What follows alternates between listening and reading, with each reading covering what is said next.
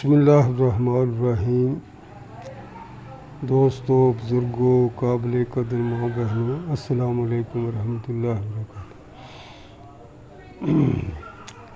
سامعین و ناظرین، آج میری گفتگو کا جو عنوان ہے وہ ہے جنت میں جانے والے اعمال۔ تو مختصر گفتگو ہوگی الحمدللہ۔ قرآن و سنت کی روشنی میں آپ کو جنت میں جانے والے اعمال کے متعلق بتاؤں گا، کیونکہ بہت سارے لوگ ہیں، تقریباً 95% لوگ ہیں جن کو کلمہ بھی نہیں آتا، دین اسلام کے عقیدہ بھی لوگوں کا نہیں صحیح ہے، ان کو نہیں پتہ کہ عقیدہ کیا ہوتا ہے، عقیدت کیا ہوتی ہے۔ تو الحمدللہ میں تھوڑی وضاحت کروں گا میں ان لوگوں کے لیے جو بالکل جن کے پاس وقت نہیں ہے یا جنہوں نے دین ان پڑھ ہیں، تو کم علم لوگ ہیں، تو ان کے لیے یہ ویڈیو بہت قیمتی ویڈیو ہے جو اگر آپ سنیں گے الحمدللہ تو مختصر بتاؤں گا کہ جنت میں جانے والے اعمال کون سے ہیں، اور ان اعمال کی جو ہے نا قبولیت کے لیے شریعت مطہرہ نے کیا اصول رکھے ہیں کہ نیک اعمال کی قبولیت کے لیے جو اللہ تعالیٰ نے جو ہماری شریعت میں ہمیں بتایا ہے کہ وہ شرائط کیا ہیں۔ پہلے تو بتاؤں گا کہ شریعت میں جانے والے اعمال کون سے ہیں، اور ان اعمال کی قبولیت کے لیے شریعت مطہرہ نے کون سی شرائط رکھی ہیں۔ یہ مختصر ویڈیو ہوگی الحمدللہ، جو بندہ بھی یہ سنے گا، جن کو قرآن پاک یا جن کے پاس وقت نہیں ہے قرآن پڑھنے کا یا اس کو سمجھنے کا، یا انہوں نے پڑھا ہی نہیں شروع سے، تو الحمدللہ اس ویڈیو سے ان کی بڑی رہنمائی ہوگی۔ تو کیونکہ علماء قرآن سنت کا بیان چھوڑ گئے ہیں، وہ اس وقت نا فرقہ واریت میں پڑے ہوئے ہیں سارے، کوئی اہل حدیث ہے، کوئی دیوبندی ہے، کوئی ریلوی ہے، کوئی شیعہ ہے۔ وہ جتنی بھی یوٹیوب پہ بحث ہو رہی ہے نا، وہ ساری اپنے مسلک کو بنیاد بنا کے وہ سارے علماء جو ہیں وہ لوگوں کو گمراہ کر رہے ہیں، قرآن و سنت کا کوئی بیان نہیں کر رہا۔ تو میں آپ کو قرآن و سنت کی روشنی میں جنت میں جانے والے اعمال کی پہلے وضاحت کرتا ہوں، اور یہ قرآن و سنت کے مطابق الحمدللہ میں بیان کروں گا، کوئی مسئلہ کوئی فرقے کا اس سے کوئی تعلق نہیں۔ الحمدللہ اگر کوئی توجہ کے ساتھ یہ میرا بیان جو ہے آج کا جو سنے گا تو الحمدللہ اس کی اصلاح ہو جائے گی، تو اس کو میں انشاءاللہ تعالی جنت کا راستہ دکھا دوں گا کہ یہ راستہ ہے۔ اور یہ اعمال جو ہم بتاؤں گا نا کہ جنت میں جانے والے اعمال، ان کی قبولیت کے لیے کیا شرائط ہیں وہ بھی بتاؤں گا۔ صرف دو میں نے چیزیں بتانی ہیں، دو باتیں بتانی ہیں، بہت آسان ہے۔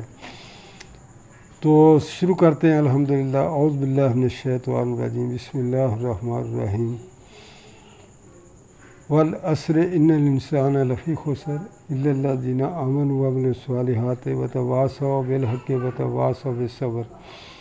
اللہ تبارک تعالیٰ نے قسم کھائی ہے زمانے کی۔ زمانہ کیا ہے؟ جو وقت ہے، زمانہ کہتے ہیں وقت کو، جو وقت گزر رہا ہے اس کو زمانہ کہتے ہیں۔ اللہ تبارک تعالیٰ اگر قسم نہ بھی کھاتے تو ہمیں پھر بھی یقین تھا، لیکن اللہ تبارک تعالیٰ نے قسم کھائی ہے آپ کی توجہ کے لیے، تاکہ آپ میری بات، اللہ تعالیٰ فرماتا ہے کہ میری بات توجہ کے ساتھ سنو۔ اللہ نے قسم کھائی ہے، والعصر ان الانسان لفی خسر، میں قسم ہے زمانے کی، تمام جن اور انسان خسارے میں ہیں۔ خسارہ کیا ہے؟ جہنم۔ لیکن اللہ فرماتے جو 4 کام کرے گا نا اس کے لیے جنت واجب ہو جائے گی۔ وہ 4 کام کون سے ہیں؟ جی اللہ قسم کھا کے کہہ رہا ہے 4 کام کرے گا وہ جنت میں جائے گا، جو 3 کرے گا وہ بھی جنت میں نہیں جائے گا، جو 2 کرے گا وہ بھی نہیں جائے گا، جو 1 کرے گا وہ بھی نہیں جائے گا۔ 4 کام کی اللہ نے قسم کھائی ہے۔ کئی لوگ ہیں وہ ایمان تو لائے ہیں، نیک عمل بھی کرتے ہیں، لیکن وتواصوا بالحق، وہ دعوت کا کام نہیں کرتے۔ وتواصوا بالصبر، اگر ان پہ کوئی آزمائش آتی ہے تو اس میں صبر نہیں کرتے۔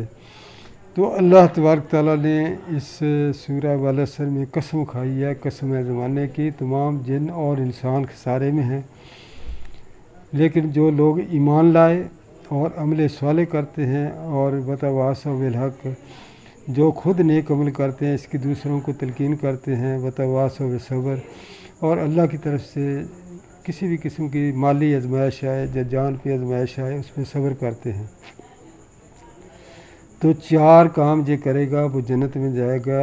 جس کو قرآن نہیں سمجھ آتے، اس کو بخاری پڑھنے کا وقت نہیں ہے، وہ علماء کے مسائل رہے ہیں، وہ وراثت کے مسائل ہیں، طلاق کے ہیں، وہ علماء کا کام ہے، لیکن میں آپ کو، وہ بہت لمبا مضمون ہے جو علماء کے کرنے کا ہے، لیکن میں جو مختصر آپ کو بتا رہا ہوں کہ 4 کام جو کرے گا اللہ نے قسم کھائی وہ جنت میں جائے گا۔ ایک بندہ ہے وہ ایمان بھی لے آیا۔ ایمان کیا ہے؟ آمنت باللہ و ملائکتہ و کتبہ و رسلہ، یہ سب جانتے ہیں کہ اللہ پہ ایمان لانا، اس کے رسولوں پہ، کتابوں پہ، پھر اچھی بری تقدیر پہ، پھر یوم آخرت کے پہ ایمان لانا، تو پھر اس کا عمل صالح کا بھی سب کو پتہ ہے، نماز، روزہ، حج، زکوٰۃ، اس کے بعد ہے یہ 5 ارکان ہیں نا دین اسلام کی بنیاد، کلمہ، نماز، روزہ، حج، زکوٰۃ، اور 6 رکن حرام چیزوں سے بچنا، جو مکمل دین ہے۔ اس کے بعد ہے وتواصوا بالحق، یہ تبلیغی جماعت جو رائے بینڈ والے ہیں، تو یہ الحمدللہ اس پہ عمل کر رہے ہیں، کیونکہ اس یہ جو میں نے آیت پڑھی ہے نا وتواصوا بالحق، یہ ہم پہ تبلیغ کرنا، دوسرے مسلمان بھائیوں کو تلقین کرنا، یہ فرض ہے، فرض۔ اگر کوئی بندہ کہتا ہے نا کہ میں ایمان لیا اور نیک عمل کر کے جنت میں چلا جاؤں گا، اللہ نے قسم کھائی ہے کہ نہیں جائے گا، اس کو دعوت کا کام کرنا ہوگا۔ دعوت کا سب سے پہلے مخاطب ہے انسان خود، کہ وہ خود اپنے 5 فٹ پہ یہ قرآن سنت کے احکامات کو نافذ کرے، پھر گھر والوں کو دعوت دے، پھر گلی محلے والوں کو، پھر پوری دنیا میں جائے۔ تو دعوت کا کام جو ہے نا یہ فرض ہے، اور اس کے بعد ہے وتواصوا بالصبر۔ جب آپ اللہ کی راہ میں نکلیں گے تو آپ پہ آزمائشیں آئیں گی، مال، جان، وقت آپ کو لگانا پڑے گا، تو یہ بہت بڑی آزمائش ہے۔ دیکھو نا، میں ہماری مسجد میں امریکہ سے، برطانیہ سے، کینیڈا سے، بنگلہ دیش، انڈیا سے، وہ لوگ انہوں نے اپنے مال، اولاد، ہر چیز کو چھوڑ کے اللہ کی راہ میں نکلے ہیں۔ تو یہ قرآن پاک میں بھی ہے، اللہ تبارک تعالیٰ نے حکم دیا ہے کہ تمہیں ایک جماعت ہونی چاہیے جو کلمہ الہیۃ الحق کی دعوت دے،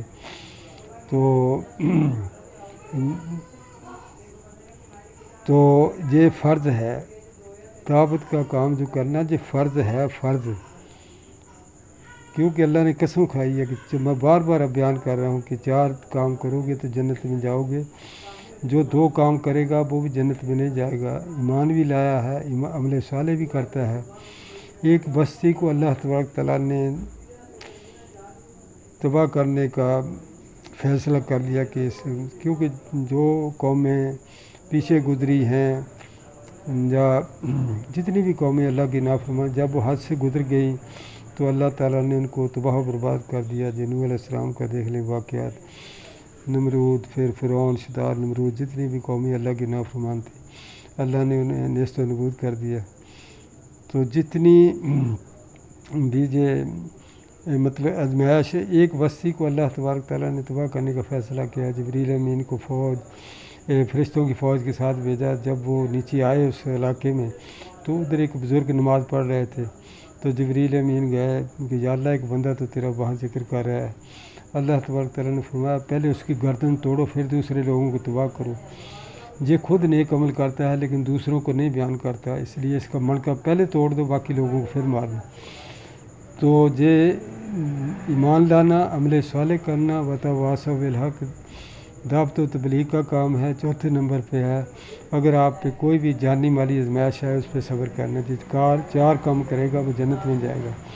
تین کام مطلب ایک کام کرنے والا ایمان تو لایا لیکن عمل صالح نہیں کرتا، یہ نہیں کہ جنت میں نہیں جائیں گے، جنت میں لیکن سزا کاٹ کے آئیں گے، کیونکہ اللہ تبارک تعالیٰ نے قرآن پاک میں فرمایا ہے کہ اللہ تبارک تعالیٰ شرک کرنے والوں کی ہرگز بخشش نہیں کرے گا، اس کے علاوہ جتنے بھی کسی کے گناہ ہوں گے، جتنے بھی ہوں اللہ چاہے تو معاف کر دے گا۔ حدیث قدسی بھی ہے، اے ابن آدم اگر تو زمین اور آسمان کا سن کتنا ہے اس کی چوڑائی لمبائی تو اتنے گناہ بھی لے کے آئے تو اللہ کے ساتھ کسی کو شریک نہ ٹھہرایا ہوگا تو اللہ تبارک تعالیٰ بخش دے گا۔ جو دیکھو نا یہ لوگ کتنا فتنہ پیدا کیا ہے انہوں نے، یہ جو جعلی مدد یا غوث پاک مدد والے ہیں، کوئی قرآن نہیں، کوئی حدیث نہیں، کوئی حوالہ نہیں، پتہ نہیں یہ لوگ کہاں سے آئے ہیں، کون لوگ ہیں، اعلانیہ قرآن پاک کا انکار کرتے ہیں، حالانکہ یہ 5 نمازوں میں سورۃ فاتحہ پڑھتے ہیں، ایاک نعبد و ایاک نستعین، اور اللہ کے نبی نے فرمایا جو ایاک نعبد و ایاک نستعین اللہ کے ساتھ ایک عہد ہے مومن بندے کا، جو تقریباً 5 نمازوں میں 33 مرتبہ بندہ سورۃ فاتحہ پڑھتا ہے فرض سنتوں میں، اور 33 دفعہ یہ عہد کرتا ہے اللہ سے کہ یا اللہ تیری بات کریں گے تو اس سے مدد مانگیں گے۔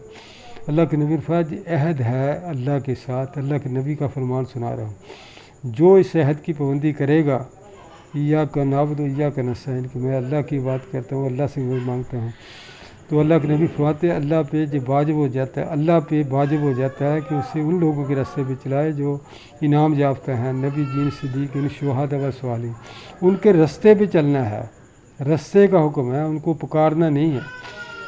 تو یہ لوگ دیکھو 70% لوگ انہوں نے کم علم لوگ ہیں جو جاہل قسم کے لوگ ہیں، 70% لوگ انہوں نے یا غوث پاک یا علی مدد کے نعرے پہ جو لوگوں کو لگایا ہوا ہے اور ان کو گمراہ کر رہے ہیں، خود بھی گمراہ ان کو بھی گمراہ کر رہے ہیں۔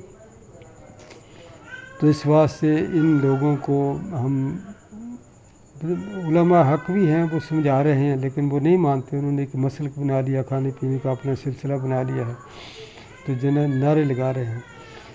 تو حالانکہ میں نے پچھلی ویڈیو میں بھی اعلان کیا تھا کہ یہ جو نعرہ لگاتے ہیں نا یا غوث پاک مدد، اور یہ ایک مدنی چینل پہ ہے بابا جی بابا جانی ہے، اس کو میں نے نا یہ مدنی چینل پہ نا سوال جواب کی نشست چل رہی تھی تو میں نے میری کال مل گئی، اس سے میں نے یہ کہتا تھا کہ جن لوگوں نے قادری سلسلہ میں شامل ہونا ہے وہ میرے ہاتھ پہ بیعت کر لیں، یہ بیعت ان کی ہو جائے گی۔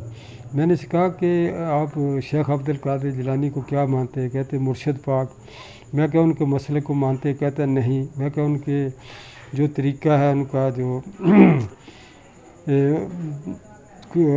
جس طریقے پہ وہ عمل کرتے ہیں اس پہ کہتا وہ بھی نہیں مانتے کیونکہ وہ تو اہل حدیث ہیں، وہ تو وہابی ہیں۔ تو یہ جو شیخ عبد القادر جیلانی ہے ان کے مسلک پہ تو خانہ کعبے کا امام عمل کرتا ہے، تو مسجد نبی کا امام وہ حنبلی مسلک کا ہے، ہم تو ان کے پیچھے نماز نہیں پڑھتے۔ دیکھو جو بندہ ٹی وی پہ بیٹھ کے دھوکہ کر رہا ہے، لوگوں کو کہتا ہے کہ جس نے بیعت ہونا ہے قادری سلسلے میں وہ میرے ہاتھ سے بیعت کر لیں، لیکن یہ کہتا ہے اعلانیہ کہہ رہا ہے، کروڑوں لوگ جو ہے مدنی چینل پہ وہ مختلف ملکوں میں سنتے ہیں، کسی کو ہوش نہیں ہے، مت ماری گئی سب کی۔ یہ بندہ کہتا ہے کہ شیخ عبد القادر جیلانی کے مسئلے کو بھی نہیں مانتا، ان کی تعلیمات پہ بھی عمل نہیں کروں گا، لیکن میں قادری اس نے بہت نام رکھے ہیں۔ یہ بندہ دراصل اس کا ایک دوست تھا کراچی میں، وہ ادھر لاہور میں آیا تو شبیر عثمانی جو سن رہا ہوگا تو اس نے مجھے بتایا کہ یہ جو ہے نا بابا یہ ان پڑھ بابا ہے، جو کوئی پڑھا ہوا نہیں ہے، تو کہتا ہے میں نے 20 سال اس کے ساتھ گزارے ہیں۔ پہلے اس نے نا اس کی دکان تھی برتنوں کی جا بتایا تھا، اور عطر کی دکان تھی اس کا بیٹا پان کی دکان تھی، جو ادھر کام کرتا تھا۔ پھر اس نے سوچا، اس نے نا 1982 میں غالباً پہلے آ کے نا رائے بنڈ 4 مہینے کا اس نے چلا لگایا۔ پھر اس نے کہا کہ رائے بنڈ والوں سے مجھے کو عہدہ دیں، مطلب شروع سے اس کی نیت تھی کہ پیسہ لوٹا جائے۔ انہوں نے کہا کہ عہدے آسمانوں پہ ملتے ہیں، ادھر نہیں ملتے، رائے بند والوں نے اس بابا الیاس قادری رضوی اتاری پتہ نہیں کتنے اس کے خطاب ہیں، تو اس کو کہا کہ عہدے نہیں ملتے، یہ تو چاہتا ہے نا کہ میں ایسے بنا کے کوئی دربار جہاں نہ بنا کے وہاں یہ کامیاب تو ہو گیا دیکھ رہے ہیں۔ تو شبیر عثمانی نے بتایا کہ جی اس طرح کا آدمی ہے۔ میں نے کہا شروع اس نے کہاں سے کیا؟ اس نے کہا کہ پہلے تو انہیں رائے بینڈ کو ادھر ان کے ساتھ انہوں نے کوئی عہدہ مل جائے، پھر اس نے نا جی کوئی ہے احمد رضا خان رضوی، اس کی کتاب پڑھ کے اس نے دیکھا کہ یہ دیوبند جو ہے نا اس کا اپوزٹ مطلب کیا ہے، اس کی مخالفت، پھر اس نے جی امام احمد رضا کا جو ہے مسلک اس کو لے کے نا جی چلا ہے۔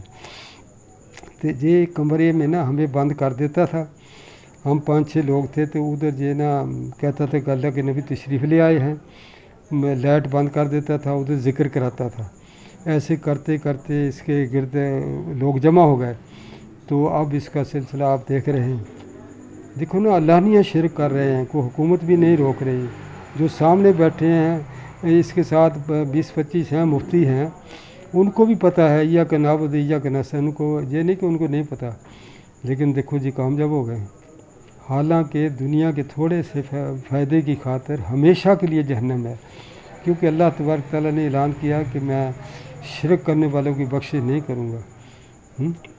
ساری امت کا، پوری امت کے جتنے بھی علماء حق ہیں سب کا اس پہ اتفاق ہے کہ اللہ خالق ہے، مالک ہے، رازق ہے، مشکل کشا ہے، الحمدللہ رب العالمین۔ پڑھ کے دیکھ لیں، یہ رب العالمین ہے، رب المسلمین نہیں ہے، خالق مالک رازق اور مشکل کشا، اس کے علاوہ کوئی نہیں۔ اللہ کے نبی اگر مشکل کشا ہوتے تو جنگ بدر میں کیا ہوا تھا؟ جنگ بدر میں اللہ کے نبی نے فرمایا یا اللہ جی 313 کی جماعت اگر ختم ہو گئی تو تیرا نام دنیا میں کوئی نہیں لے گا۔ تو اللہ کے نبی دعا کر رہے ہیں، یا حیو یا قیوم بے رحمت گستگیر، یا حیو یا قیوم بے رحمت گستگیر، اے زندہ رہنے والے، اے قائم رہنے والے، میری مدد کر اپنی رحمت کے ساتھ۔ اللہ کے نبی نے کس سے دعا کی؟ اگر مشکل کشا ہوتے تو کہتے صحابہ کو اس کو پکڑ لو کفار کو، جب جھوٹ بولتے ہیں، کوئی مطلب نہیں ہے،